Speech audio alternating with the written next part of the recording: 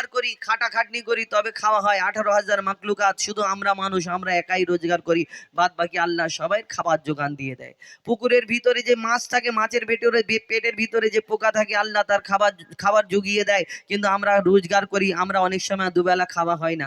মায়ের পেটে যখন ছিলে মনে করছো যে আমি খাঁটি বলে খাওয়া হয়, মায়ের পেটের ভিতরে যখন তুমি ওই ভেসেছিলে পানির মধ্যে, তখন তোমাকে কে খাওয়াতো? তুমি কোন ট্রেনেতে কাজ করতে যেতে, কোন জায়গায় রোজগার করতেন, কোন মালিকের কাজ করতেন? কিন্তু আল্লাহ এই দুনিয়াতে সবাইয়ের খাদ্য যোগান দেয়। শুধু ইনসান, কিছু কিছু মানুষ আছে, সবাই না, কিছু কিছু মানুষ আছে আবার দুবেলা খাওয়া হয় না। অনেক সময় বলে আমার খাওয়া হয়নি। খাওয়া হবে কি করে?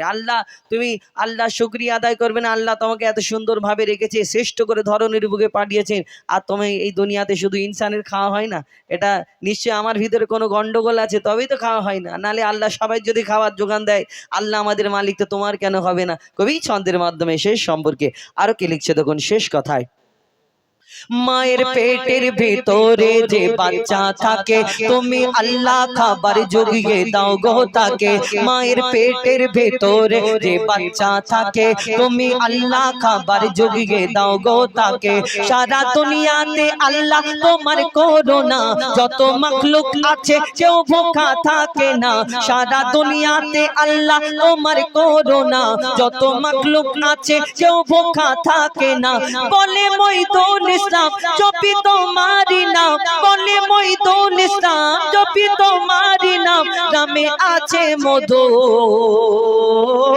আল্লাহ আল্লাহ আল্লাহ আল্লাহ আল্লাহ আল্লাহ আল্লাহ আল্লাহ আল্লাহ আল্লাহ আল্লাহ আল্লাহ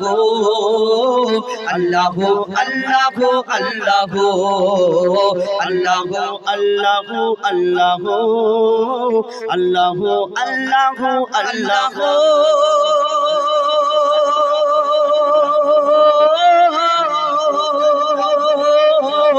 আল্লাহ